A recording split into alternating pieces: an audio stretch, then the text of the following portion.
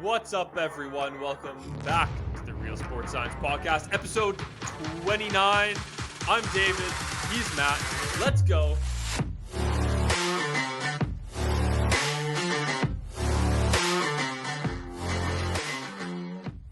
We have got another guest.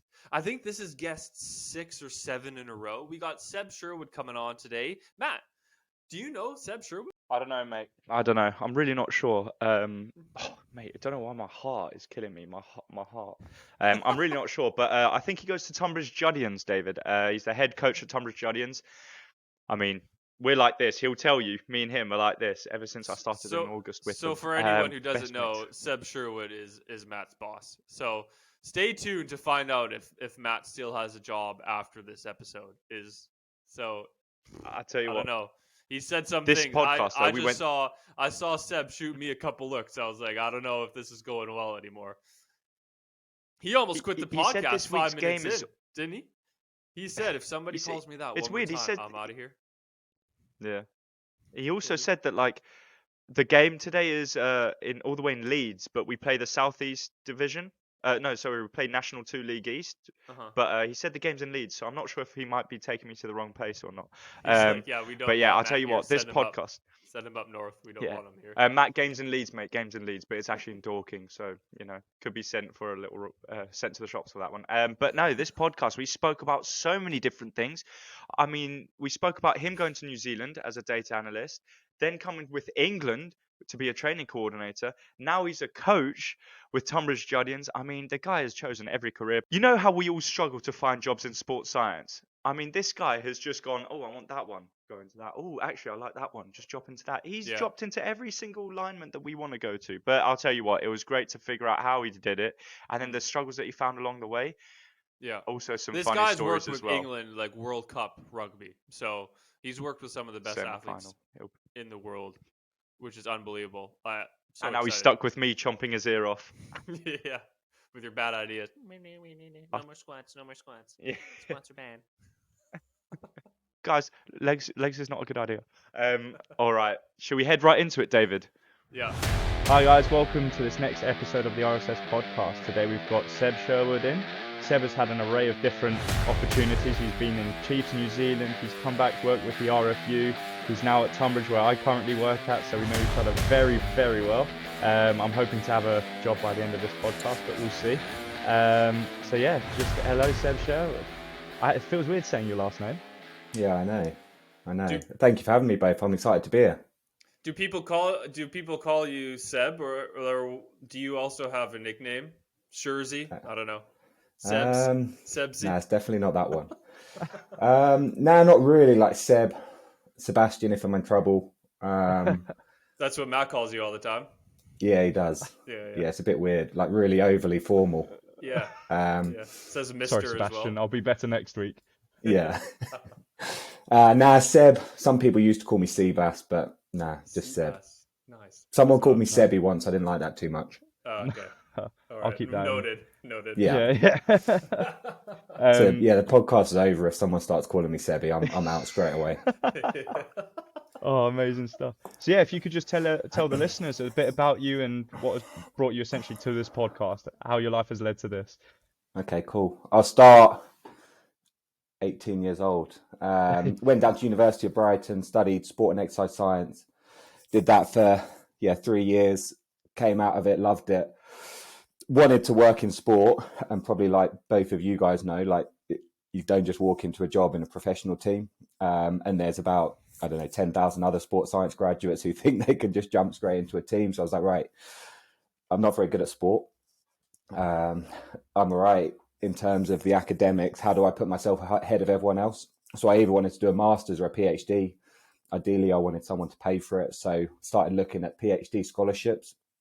I actually looked for a whole year while I was doing a kind of PE teaching job on the side, and then got to the point where I was like, right, I'm giving up on this. I'm just going to go into the real world. I'm going to work like normal people. And then I actually got 2 interviews on the same day, one at Brunel and then one at University of Waikato, with the Chiefs rugby team. So waited a whole year, no interviews, and then 2 on the same day. So I did the Brunel one in the morning, did the Chiefs one in the evening. Brunel messaged me the next day, said, no, didn't get it. And then Chief said, yeah, you got it. So ended up going out to New Zealand, did my PhD out there, which was in basically investigating decision-making, on-field decision-making. How can you measure it? How can you improve it? Like, what are the best ways to coach it? Which hasn't really been done too much. While I was out there, I was very lucky to be put in touch with Eddie Jones, the former England head coach. And every time I'd kind of come back for Christmas or whatever, me and Eddie would kind of meet up over a coffee, and I'd show him some of the stuff I was doing. And then it got kind of, 2.5 years through the PhD, and Eddie went, right, do you want a job with us? I was like, well, yeah, obviously, like, I'm a young English bloke who loves rugby. Like, of course I want a job. And he went, right, go away, write a 1-page document about how you can help England win the World Cup. Did that, sent it over to him, and then, got brought in. So initially my role was as a research analyst. So basically he'd send me big projects that would have kind of a data focus on them. So it might be, what's the best way to kick, or what's the best way to attack in this certain area of the pitch. I'd kind of look at all of the video, all of the data, and then provide a report back to Eddie and the coaches. Obviously 2019 World Cup, we got to the final, but didn't win it. And then after that, I kind of went to Eddie and said, look, I think I can offer a bit more in terms of like skill acquisition background, decision making, everything I've done in my PhD. And he went, right, well, if you think you can, why don't you come over to one of the camps, see if you can actually walk the walk. So I was supposed to just go out there for a week. Did that, went quite well. And then I was in camp 3 days a week, and then in camp full time. And my role just kind of grew into, it was called training coordinator. So what I'd do is I'd sit with, or Eddie would give me a kind of training plan. Head coach would give me a training plan. I'd sit with the assistant coaches, and then we'd make sure all the drills were really well designed in terms of like key principles for best learning for the players, make sure all like the timings were right, because obviously time's such a premium in international rugby. Did that for about 2 years, and then decided to take another role within England Rugby as kind of research and innovation lead, which was a new role set up, and I've been doing that for about a year now. How long did that take to sum that up? Sorry, that would sound like I was talking for ages. No, it's great. It's great. Especially like I just wanted to ask you something. So like we had a podcast recently where the person told us, like, speaking to head coaches, you sort of, as someone who's just a small piece of the puzzle, essentially, you sort of get pushed to one side. So I was just wondering, speaking to a head coach and offering ideas, was it a difficult task? And then as the more you got to asking more questions, were you more sort of experienced, or did you know how to sort of feed stuff in a bit easier? And I think it depends really, doesn't it? Like, we can use you as an example. You come to me with ideas, but ultimately I listen to your ideas because I trust you, and I know that like there's actually a lot of thought gone into it. I think head coaches get pissed off if you go to them with an idea but you haven't thought it through well enough. So my background, kind of analysis wise, I'd always have data to back it up. So if I wanted something to get over the line, or had an idea, I'd make sure that it had some evidence behind it. But yeah, I think that trust with the head coach is so key. So do you think, like, being a former like data, like training coordinator, as you said, do you think that has helped you understand coaches, what they go through, or what that sort of dynamic was like? I think so. And I think like the big thing that I was pushed to do when I was training coordinator was make sure that everything I did was really well thought through. Even if you come to me with an idea and on the surface level it sounds great, I want to know that you've thought about other alternatives and you're not just coming to me with the first thing in your head. But I do think, like, obviously the relationship piece and dealing with different coaches who've got kind of different values and different kind of ways of operating is so important, and how you get like the best kind of rapport with that person as well.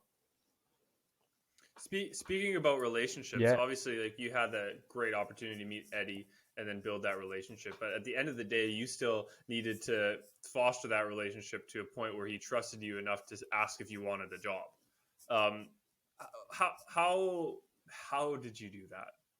And I think a lot of people say, like, oh, I mean, and it's true. It's a lot of the times it's who you know, but who you know will only take you that far, and it gets the foot in the door. But then you have to do the work to get you past the line, like into the door.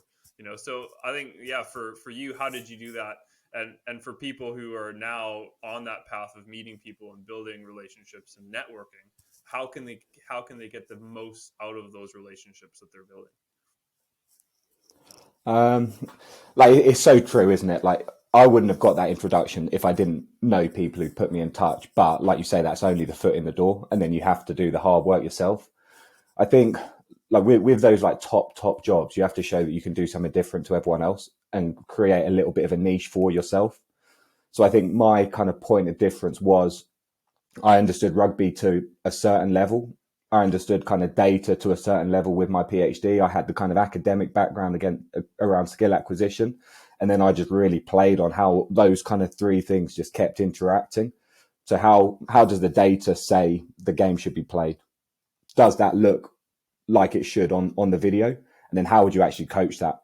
And then it just creates that big loop. So I think like you obviously have to know your stuff. Like there's no two ways around it, is there? You have to know your stuff. And I think just showing like that work ethic, that if you don't know something, to go away and go, look, I don't actually know the answer, but I'm going to go away and I'm going to come back to you with something, and then just constantly adding value.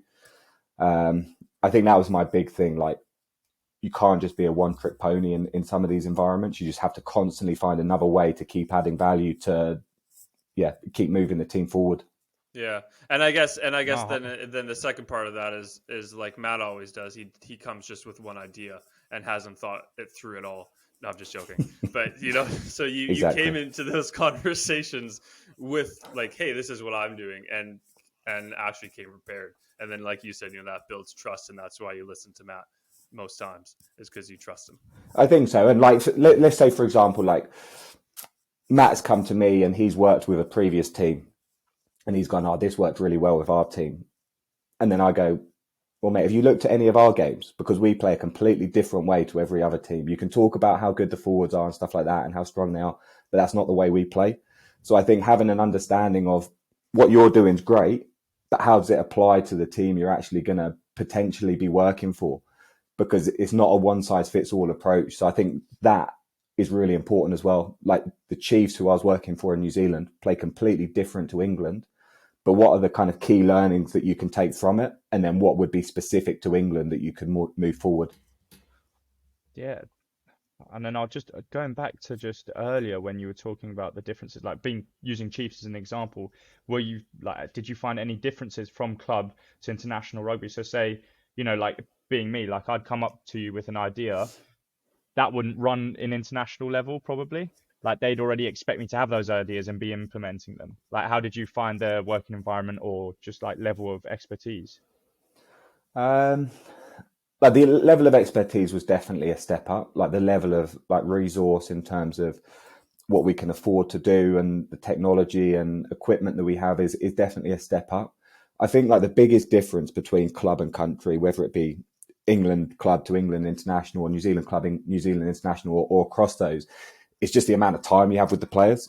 Like if you think a club season is 2 to 3 months worth of pre-season, and then week after week you've got games.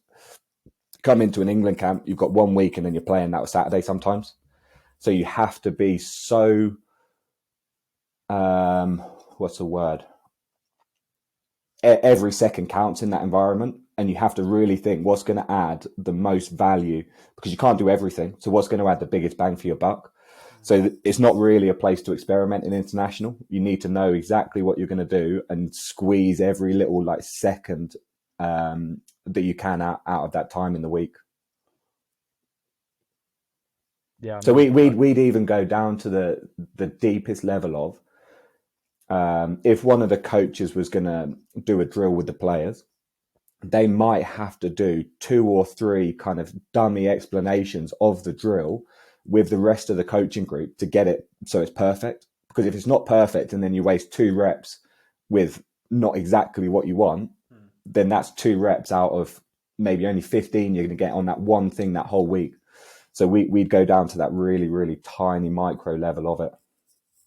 Do you think it's impossible to stay in an environment like that for such a long amount of time? If you're like, say you're there for, I don't know, 2 World Cup programs then or years, then it's just going to be, so much stress. You can't sort of manage to be that micro level all the time. Whereas, I mean, maybe if you have like a break, like say, take someone like Aled Walters, who's, gone from South Africa when they won it 2019 to leaving and then going to Leicester Tigers, and then now he's back in England. So I wonder if he did that. We'll probably get him on next, won't we, David? But we'll I got him on the just phone. He's asking. yeah, He's ducking his calls all no, day. just to see if maybe he left because he wanted to trial some new things that he wouldn't be able to do in such a high intense environment in a World Cup year. Because yeah, it does sound very intense. And then yeah, sorry. Do you want me to answer that? Yeah, sorry. Was there a question now? I think there was a question. I think there was a question at the start, but then I think I just rambled on a bit too long. And then you just answered it yourself. Yeah, I'm too on the ball. Sorry for wasting your time. That was a bad rep. No worries. Just a quick to dive in now into the role you've got in your RFU. If you could touch upon like what you're doing. I know you touched upon it briefly, saying within research and innovation, but yeah, if you could just expand on that a bit more. So like the research and innovation isn't something we've really done at England Rugby before. Actually, no, that's wrong. I'm going to start that again. The research and innovation is something that we've done, but it's never been well coordinated across the whole kind of performance team. So we've obviously got the senior men's team, under 20s, under 18s, the senior women's teams, under 20s, under 18s. And like, there's never really been like really good synergy across all of that.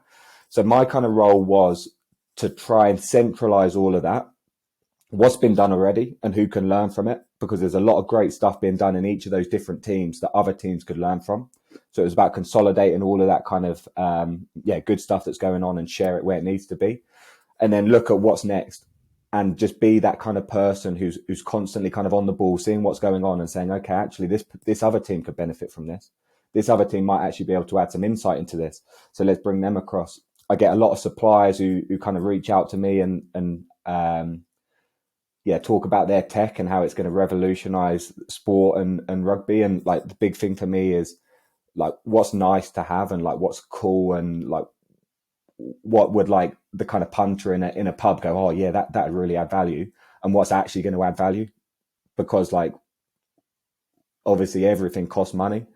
So what's going to be like the biggest thing that's going to add value to our teams and not be kind of just specific for one team as well. I guess, and then do you think you're being a previous like training coordinator and your role as a data analyst, do you think that's helped you massively in deciding what's going to be most effective, like putting it in a practical perspective? I think so, yeah. And I think I can obviously put like different hats on depending on what the kind of product is. So I can put a kind of coaching hat on and go, yeah, if I was a coach on the grass, that would really help me.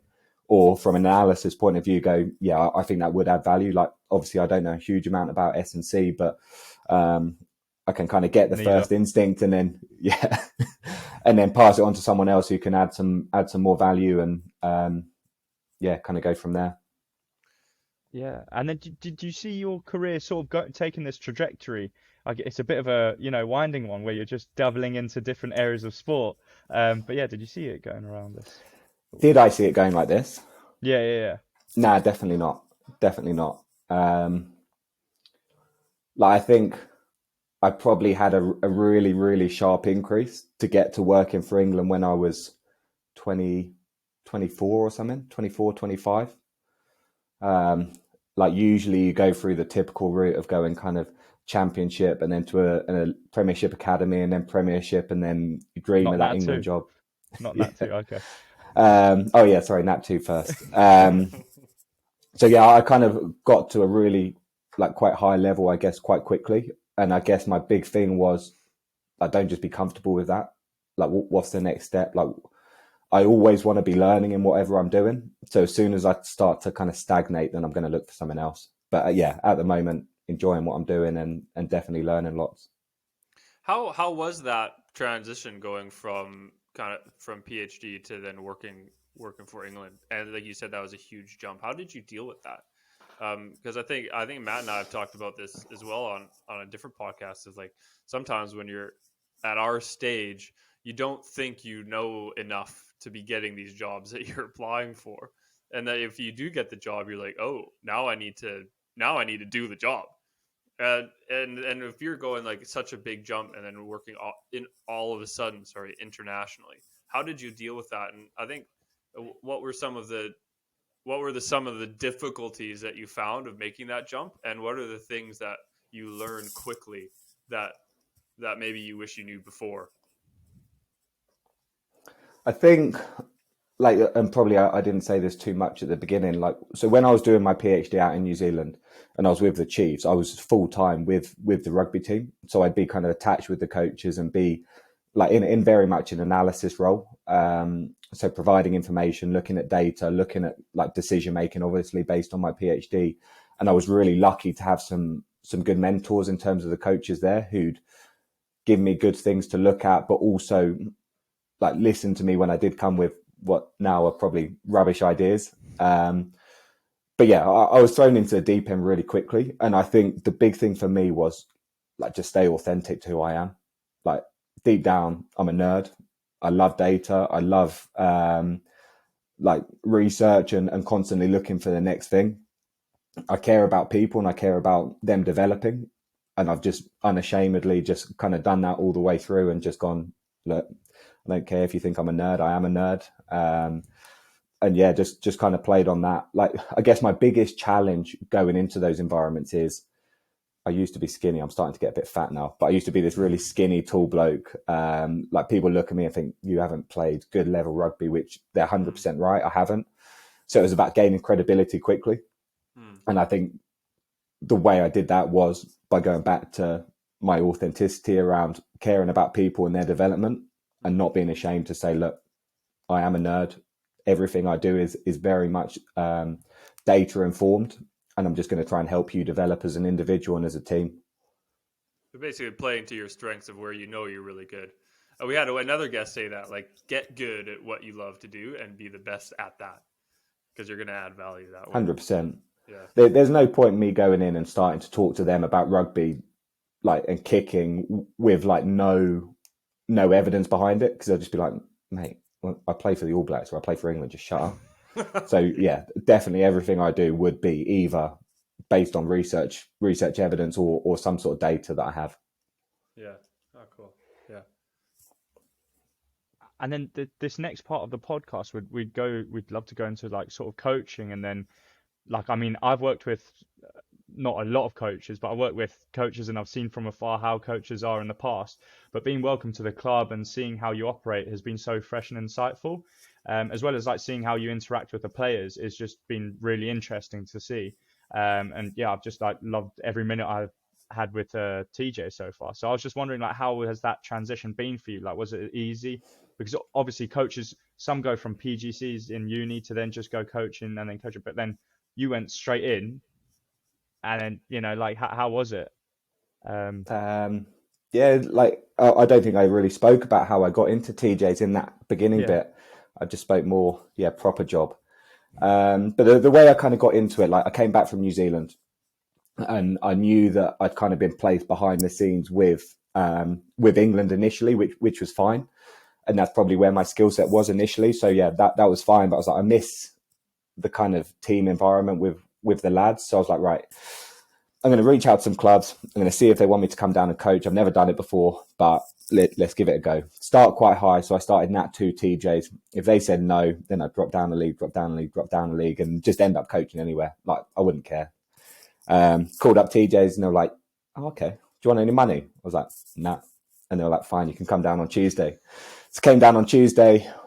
I think I'd started off assistant defence coach and then kind of moved up and then became head coach within 3 seasons or something. I guess, again, like it was that credibility piece, like early on. Tall, skinny bloke, never played rugby at a high level, was quite open about that, but didn't go straight in like really hot, like you're doing this wrong, you're doing that wrong. I think probably, I know it's boring, but keep going back to show that I care about people, show that I want them to develop, and show my skill set around data, whatever that can help those guys develop. You also asked a question about developing as a coach, didn't you? Did you or not? I don't know. No, I haven't yet. Oh, okay, cool. I'm jumping the gun. Do you have our notes in front of you? You know what questions we're going to ask before we do.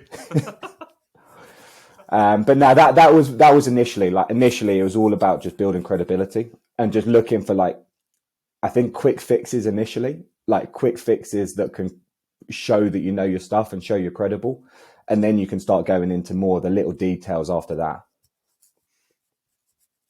And then like from that, how do you think you've developed as a coach? And is there any advice you'd give to someone trying to go through, like, say, either the conventional route, or just someone who's gone from a different sort of side of sports science into coaching now? Like, what do you think your core beliefs or values have changed?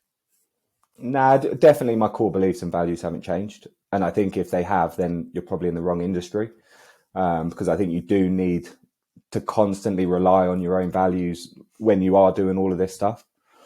In terms of development, I think initially I wanted to cover everything. And I think as a coach, like, you feel very vulnerable going into a game on the Saturday if you haven't covered everything in the week. And my learning was you're much better focusing on 2 or 3 things and doing them really well than trying to cover everything and doing it really poorly. So I think I've been much more focused on like what I think is going to add the biggest value to the team and focused on that. And I think that's a big learning for coaches, like focus on less. I think there's an expression, if you try and chase 5 rabbits, you catch none. So just try and catch one and just be really good at it. Mm-hmm. And yeah. And that goes. I don't think there's. Yeah. That goes back to what you're saying. Even working with national teams where you don't have a lot of time, you can't cover everything. You need to know what's going to add the most value, or even what you talked about, making decisions when you're coordinating the system of lots of companies are coming to you saying, buy this, and you have to say, well, what's going to give us the biggest bang for a buck? Because we can't do it all. What can we do well? And I think that is very useful, even not in that context, but just do what you know and do what you're passionate about well, instead of trying to do it all. So don't get any rabbits. 100%. And I think also, like, there's no point pretending that you know everything. Like, and saying like, this is the right thing to do in this area if you're not 100% sure. I think I read somewhere that if you're really sure about it, then go a bit more coach led. If you're not so sure about it, go a bit more player led and let them work it out themselves, which I quite like. And then you're giving a bit of ownership to the players as well in some areas. And like, you're learning yourself as a coach. Like in our team, like we've got some great players who I learn off every week. And I'm really happy to just go, what do you think about this area of the game? I'll obviously compare it to what I think. And if I think their thing's better, then I'm going to adopt it going forwards. I mean, I had first-hand experience of something similar to that, where I was one of the TJ amateurs kids was coming up and we were doing some speed stuff, and he asked me like, how would I accelerate stronger? And I just started rambling for the next 10 minutes about all these acceleration forces, what you could do technique-wise. And then I realized like probably none of it was going in and none of it needed to go in. I just needed to say, what you want to do is just explode using those 3 steps, and then bang, he would have done it perfectly. But there's me just talking. And that's something I learned, like through everyday experiences. So yeah, it's just, I guess, yeah, strange one. Where did you learn that? Because you've said it a few times, and it's hit me a few times in different kind of ways of not being too big or not having this ego. And you did that kind of when you worked for England. You did it when after that you wanted to start coaching, and you said you didn't want any money. Where after all of your experience, I think for a lot of people that'd be shocking. Getting that CV and like, no, like I just want to coach and I want to gain credibility and I want to go and do this. And then for the third time here, when you're just talking about if I'm not sure and a player has a really good idea, I'm going to go with their idea. Where did that come from? And at what can you point to maybe sometime when you didn't do that and you learned, or maybe a mentor told you or showed you how to do that because they were doing it and you realized? It's a good question. I feel like I'm on a psychologist couch and like I'm actually like thinking about it really deeply now. And where's it all come from? And like maybe like it's due to me not playing really high level rugby, that I have to just be honest about that and then have to show that humility around it. Mm-hmm. That I've always probably been underqualified to do the kind of roles I'm doing initially, and then I've had to learn myself. So I think there's definitely that. Like as a growing up, I wasn't a confident child, like in the slightest. So I was always quite quiet, and I sit back and I kind of assess what's going on and see like how I can kind of learn from it. Don't like being the centre of attention. Matt might say otherwise, but yeah, don't enjoy being centre of attention. So Not on a really bus. happy for other people to speak. I don't think there's ever been a time where I've probably gone over the top and said like, you're wrong, I'm right, this is what you have to be doing. And I think if I did, I'd reflect on it very quickly. But yeah, I don't really know. I think it's just my personality. I don't think it's something learned. I think it's something that's just always kind of been with me through my childhood. Even like primary school rugby, I was slow, skinny. I couldn't be center of attention. Like couldn't light the world up. So I think I'd always been kind of in the background a little bit, just happy to learn, happy to let other people take the limelight and kind of see where I can add value. Mm-hmm. I I guess it's different than as a coach now. Sometimes you do need to make the decision of actually my way is better because of the experience I have. So it's just this balance. But you've just said it a couple times over the podcast, so I just thought I'd mention it because I think it's great because obviously it adds this sense of people like actually what people say is valuable and you're going to bring it on, and you're not there just being like a dictator. This is the way, my way or the highway. And I think that as from all the conversations we have, that's how you build this great culture of communication and moving forward and just trying to find, like Matt said, kind of pieces of the puzzle, and then they all fit together to hopefully build, a winning team or a winning culture or a good environment for everyone. And I think like on your point there as well, like there are times where a coach has to go, this is the direction we're going in and this is why. But that doesn't mean that there haven't been conversations that happen beforehand. So every training session, I'll run past Matt, I'll run past my other coaches, ask for input. There's not usually a huge amount, but like I ask for input, and I genuinely want that input. I don't want just smoke blown up my arse and gone, yeah, great session, Seb, like well planned out. Like I do want input on that. So if there are times where I go, this is the direction we're going in, it's probably had conversations beforehand to check and challenge my thinking. And then, like obviously, I knew you were coming on. So like I had a read up on like coaches and some of the stuff. Like I read some articles and studies on coaching, and I saw that there were similar themes and difficulties that coaches would experience. And I was wondering if I could get your take on some of them. And the main one I think is the importance of winning / results. Like as the head coach, it's sort of everyone looks to you if no one's winning. So all the pressure gets put on you, and I was just wondering how you've dealt with that in different scenarios, club, international, now being the head coach. Have you noticed any differences? I've found it really challenging this year, dealing with winning, especially because we haven't won as much as we probably set out to at the beginning of the season. But I've become a lot better with it. Initially, I'd take everything kind of on my own shoulders. Like there's an expression that like the true feedback you get from the true feedback you get of your coaching is the performance on Saturday. So if they lose and if they perform badly, that's a reflection of your coaching. And I agree with that to a certain extent, but you do have to look at the whole thing holistically in terms of like who you're playing against. Like there's so many other factors in it. But in terms of like dealing with the kind of pressure and stuff like that, I think ultimately you can only do what you can do. And I think it's a Dave Brailsford thing that he'd often review his coaching week before the actual event. So if you're playing on Saturday, he'd review his coaching week on a Friday, which I really like because although I know I just said it a minute ago that the game's the feedback, like you should be able to feedback without the emotion of the game, like win and loss. Because if you win, it doesn't mean everything was right in that week. If you lose, it doesn't mean everything was rubbish. So I think I do get to the point on a Friday night where if I'm happy with the week, I've done what I can do. The result's out of my hands now. Obviously, I can do the warm up and do whatever else, but ultimately it's over to the players now. And I've become much better at that. I think also like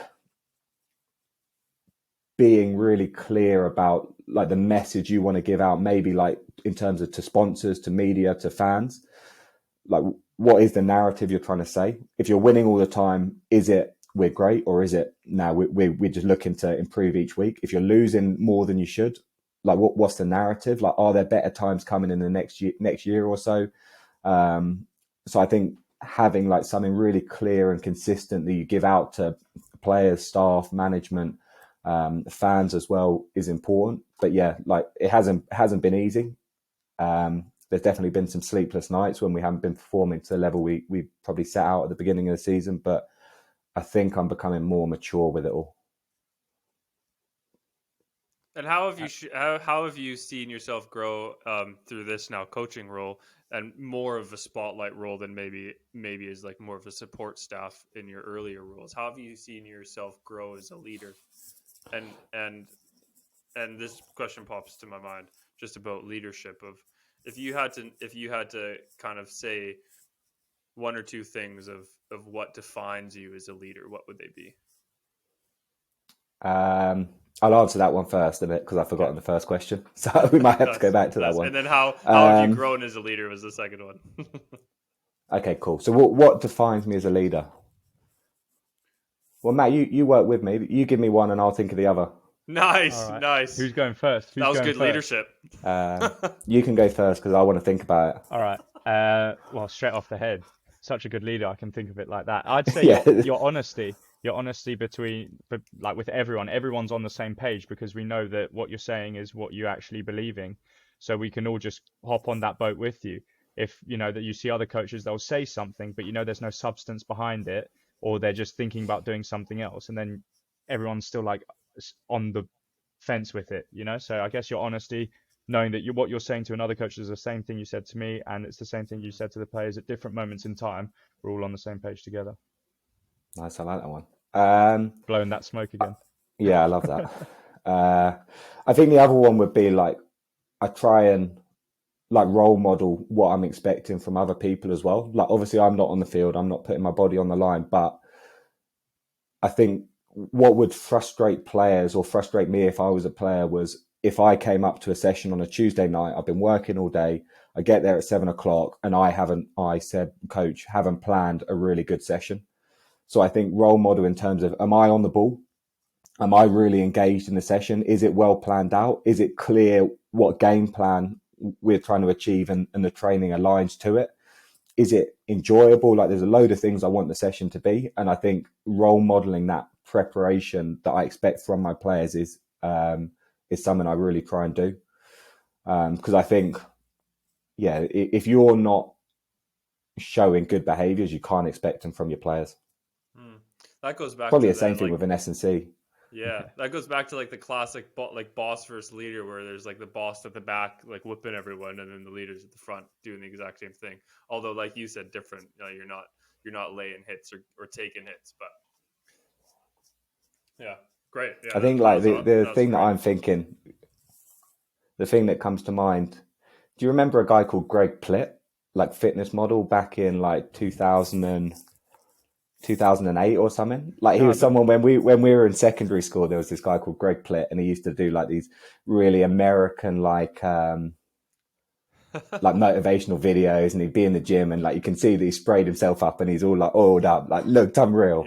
Yeah. And he used to say like, you don't want a personal trainer who looks like they need a personal trainer. And it's a bit like that, like there's no point you spouting about like fitness and stuff like that if you're not in that situation yourself. There's no point me spouting about like preparation to training and working hard if I'm not doing those things as well. And they obviously won't look exactly the same, but I'm always prepared for my sessions and I'm always working hard. And I hope that comes across. Yeah. Yeah, it does. Well, it sounds like it does. Have you looked at Greg Plitt while you're waiting, Matt? I have. Yes. I'll save that for after. You started talking about all the oil. I might have to come in on Saturday on the bus, just oiled up. Yeah, nice. Sorry, quick gym session, isn't it? Yeah, I'm looking forward to that. But yeah, no, it's going on from the organisation. That was another key thing that was pulled up in these articles that I read. Making sure everyone within the organisation is on the same page, is organised and buying in. Have you found difficulties in that in previous roles or the role you're in now? Sorry, what was the question again? I missed the first bit. Sorry, about like making sure that everyone involved in the organisation, like players, staff, players, support staff, coaching staff, how are they, like, how do you get them all on the same page, and have you found any difficulties in doing that? I think the big thing is like not just assuming things are going to happen, and just because like with a lot of these things, like if you've got a vision and it's in your head and you've seen it a million times, it's so clear to you, but you can't assume that it's clear to everyone else. So I think you have to constantly like not like really deliberately, but just check for understanding. Like, oh, like for example, Matt, like trying to think of an example, like right, our key values this year have been hard work and humility. Like, do you reckon all the lads are working hard? Like, do you reckon that there's some guys who are probably tapering off a little bit? Do you think that it's maybe like an attitude issue, or is there something else going on? And I think just having those little conversations, but always going back to like your core kind of vision is really important. I guess So having that yeah, in mind, it's challenging. It is challenging, especially when like as a head coach, you've got 40 odd players, but then you've also got support staff who you want to be giving the exact same message to players. Yeah, it's not easy. And like, I remember, do you remember Sevenoaks away just before Christmas? yeah, Horrible week, cold, icy. icy, like the whole, like pretty much every game in the south was cancelled apart from our one. I was freezing, and all I wanted to do was say, "I am so fucking cold." Sorry for swearing. I am so cold.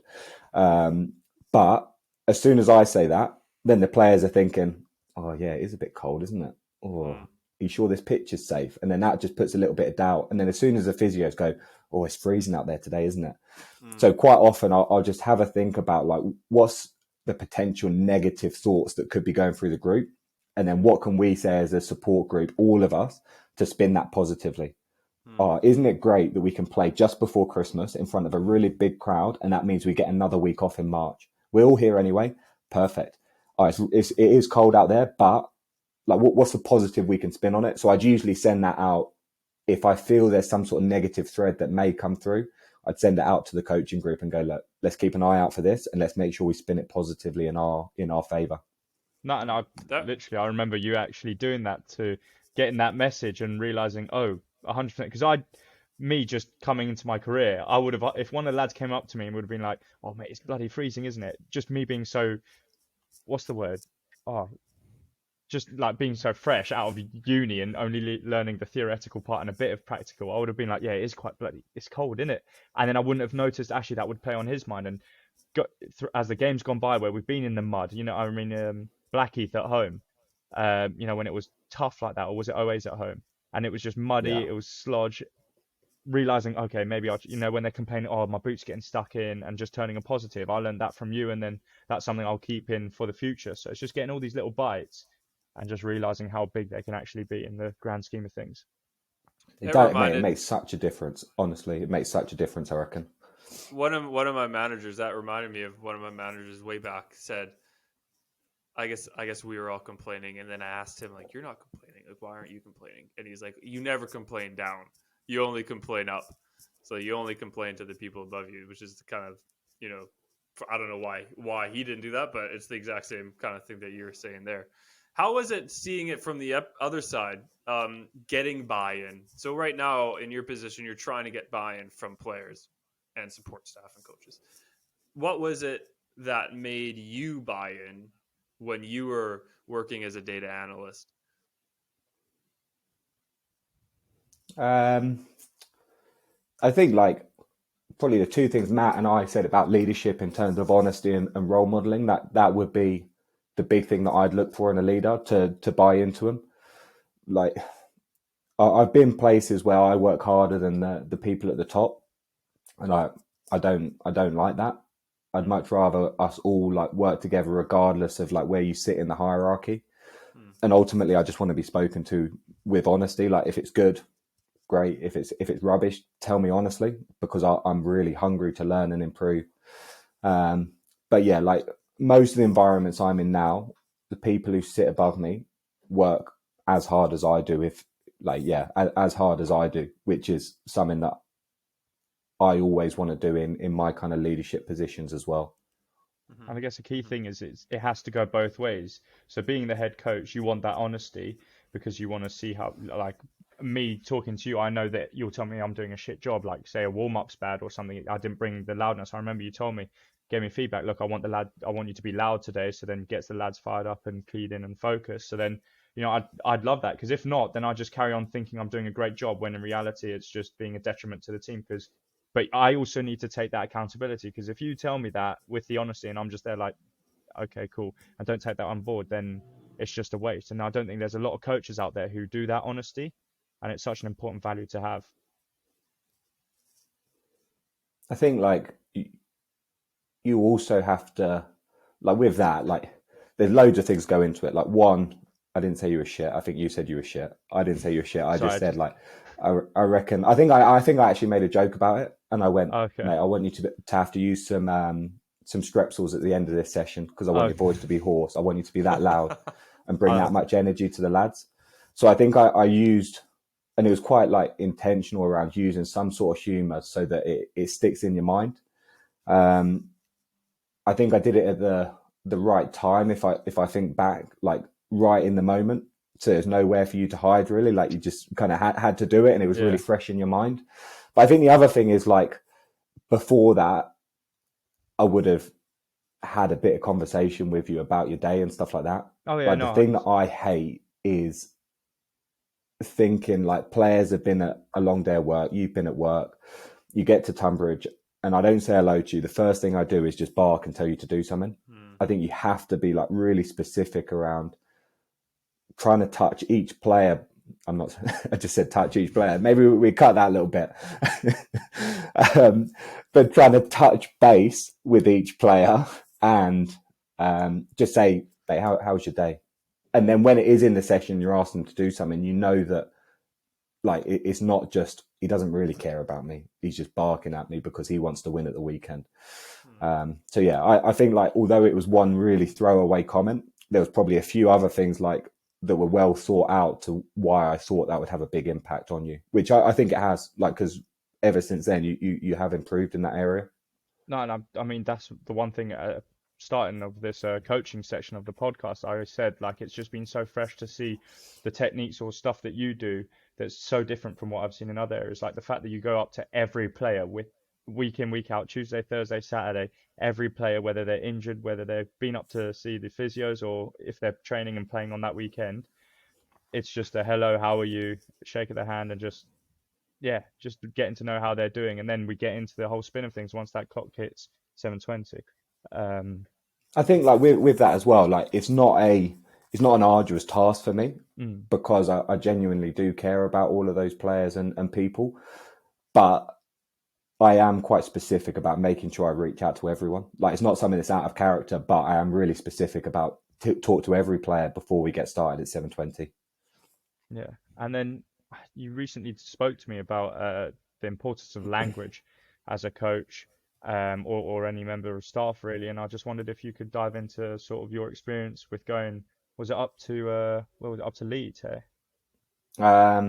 No, I did go up to Leeds, but that was something different. But we had someone come in and do some CPD with the coaches at England around language, and then we've had other people come in to England camp as well and do stuff around language. And mate, I reckon it's really massive, and like it sounds maybe a little bit harsh, but I'll sit and just watch presentations now and just be like, that's really bad practice. That's really bad practice. Based on what like all of these experts have said, like just like really like general stuff. If I go at the beginning of the session, right, we're gonna just do 15 minutes of hands and then a quick run through and then we'll be done. Then people be like, right, session's not important then. You said we're just going to do hands and then we're going to do a quick run through. The way you could spin that differently is go, right, we're going to have a really focused, energetic start with some hands, like, and I want real dedicated practice to that. And then let's make sure we take that into a really sharp team run at the end, and then we're on the road. So I think like it's saying the exact same thing, but I think players will be much more engaged with the second way of saying it than the first way of saying it. Like I'm ready. Tiny I'm ready to go like, now. Yeah. What's hands? Right, I don't know what that is, but I wouldn't doing test his hands though. I wouldn't test his hands. Matt, I don't know why you're talking. I've seen you throw a ball around. Yeah, I got silky mitts. Sorry, I got too pipey in it. I got too pipey. I'll sit back down. But yeah, so like, I guess And then is that something, looking back on your experience, that you've seen, okay, maybe like after having that sort of having those experts come in and talk about language, you've realized, okay, I do some of those things, and then you've been able to improve them massively. Is that something that every coach should sort of have experience in or learn about language? Is it as important as everyone says it is? I think so. Like it's everything you do, isn't it? Like every bit of coaching is trying to get a message across, and like obviously some of that's body language, whatever, but so much of it's language. And if you can, like, even just like the ability to get a message across in 30 seconds or less, because again, if I'm sitting listening to a presentation, they talk more than 40 seconds, like I'm switching off. And like, I know that's bad, but that's literally just how my brain works now with watching like Instagram videos and TikTok videos. You think of that younger generation, like their attention span's tiny now, tiny. You have to capture them really quickly, quick message, really clear, and then move on to the next thing, because you lose them otherwise. I mean, it's scary. I remember seeing a study that came out that they did just a quick study on like just a little multiple choice, and these kids said that the most common answer for these kids in the US was a social influencer, like a social media influencer they wanted to be when they grew up. I mean, I remember when it was like astronauts, all these extravagant jobs, and now it's just I want to be a little TikToker. So it's quite What did scary. you want to be, Matt? S&C coach, day one I knew. 3 years old, S&C coach. Yeah. My dad saw me pick up a barbell and just overhead press it, and he thought, that's it, that's where he's going. That's my right. boy. Then he realized that means he has to squat, so maybe he thought, maybe it's not for me. I don't know. Upper body S&C coach. Yeah. But yeah, no, it's just been so fresh. Obviously, like, oh, sorry, yeah, go, David. No, well, I was gonna change the subject totally. So you go, Matt, because I was just gonna. Go I was totally as different. well. So go, David. All right. Well, we haven't talked about your PhD at all, other than it's in decision making, and PhD I don't friends. have any idea what what that means. Well, I know what decision making means, but I have no idea what a PhD in decision making would look like, and that was on field decision making, right? So I would love to know a little bit of that and how you use it now, if you use it now. Yeah, I won't go into too much depth because I think your listeners will probably start falling asleep. But you got 30 seconds. Like, there was a few things. Leaving. Yeah, fine. 30 seconds. Start the timer. Yeah. I think there's like a few things like decision making, like, and you've probably just summed it up perfectly. Like, a lot of people don't even know like what it is, like how you coach it, like what you'd even like research into it. And that's why it's probably been coached so poorly previously. And like, I was fortunate to be in New Zealand at the time because they're one of the countries that coach it really, really well. And there was like a few things that I looked at. So I looked at, is there a way that you can measure someone's like skill at making decisions? And I'd look at specific decisions in terms of like pattern recognition. So can you identify space on the field? Can you identify where kind of players are standing? And then does that have a correlation to your on-field performance? The short answer is I couldn't. So that was one study that did get published. But like as part of a PhD, like finding something that's like adds weight to that to say, actually, you might not be able to do this off the field and have a measurement tool is a good paper. Like that's how I'm spinning it. Absolutely. I agree. Like you don't always have to confirm your hypotheses in these papers, I think, and sometimes disproving them is just as strong like a kind of outcome. So that was one thing I looked at. I also looked at, and this was probably the bigger thing, was like unconscious and conscious decisions. So like that thinking slow, thinking fast type thing. So there's some decisions where you have to think so quickly and it is completely unconscious. So let's say like defending someone who's going to do a sidestep in front of you. It's pretty much completely unconscious, and it has to be completely unconscious because as soon as you start going conscious, you think too slow and the players move before you can make that decision. So I looked at like what effect that has in terms of like as a personality trait, what effect that has on your decision making, and then how you can coach specifically like unconscious decisions when they need to be unconscious and conscious decisions when they need to be conscious. So like Matt, you spoke about earlier, and I know it's not specifically decision making, it's more movement skill, but you spoke about that young guy who came to you and was talking about how you can accelerate quicker out of the blocks. and you went, you need to do this and this, and like your speed, like I don't know anything what you were talking about, and the last thing you said was, what was it? First 3 yards out of the focus blocks on or your something. first 3 steps, yeah. First 3 steps. So rather than giving loads and loads of technical information for what should be something unconscious, especially in rugby, because you're not in a, like you catch the ball and then you've got to accelerate out. So you've shown that can be unconscious, and you've taught that unconsciously. If you try and do that really consciously, then you're probably going to fuck the player up. Yeah, So he's being really he's specific gonna catch the about ball how and be you like, coach "Hang him. on a sec, I got to think about this first." All right. And Yeah. he'll look All right, on now the you can try. sideline and see me just demonstrate. Yeah.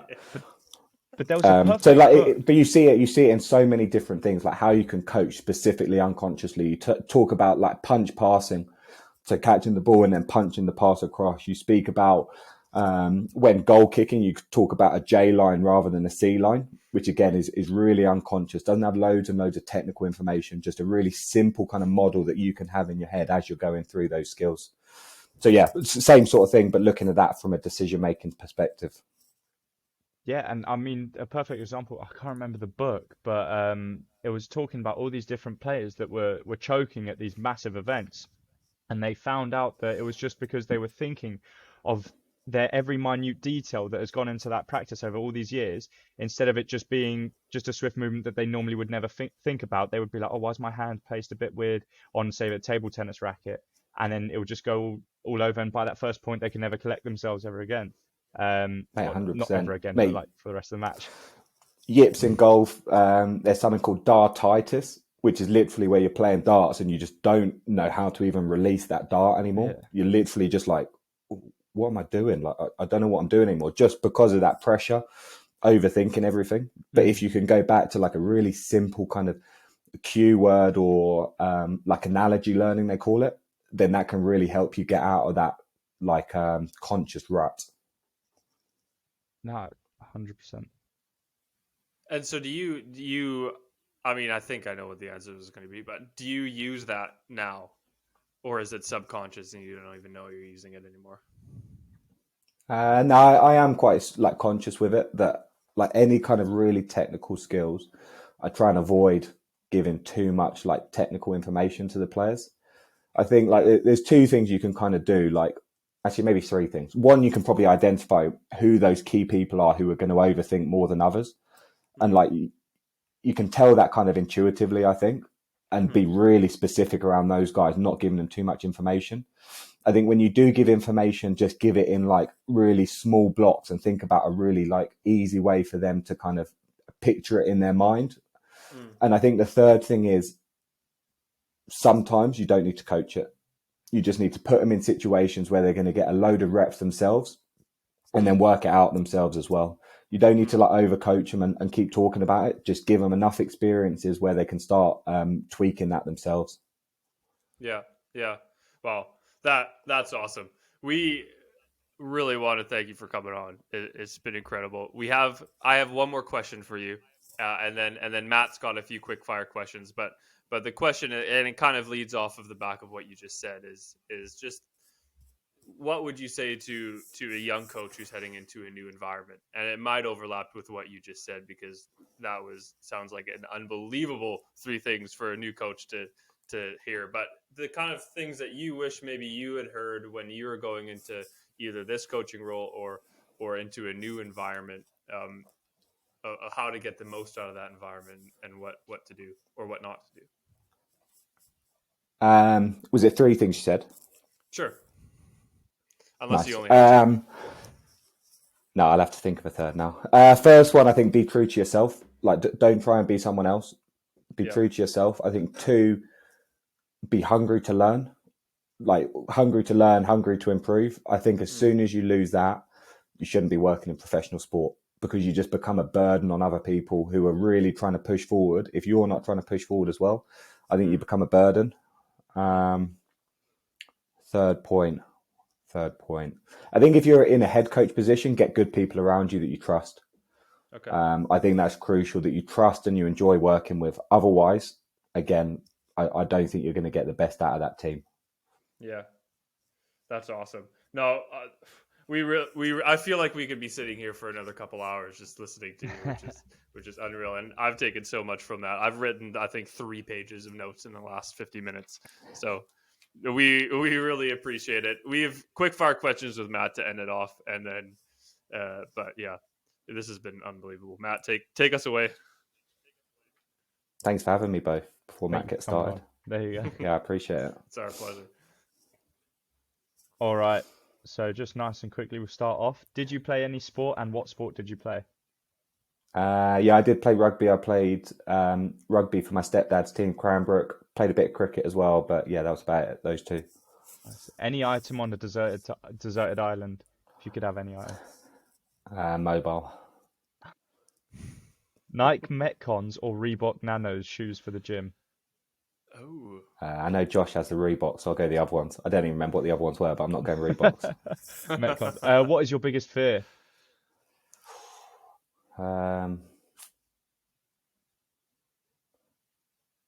This should be quick fire, and I can't think of anything.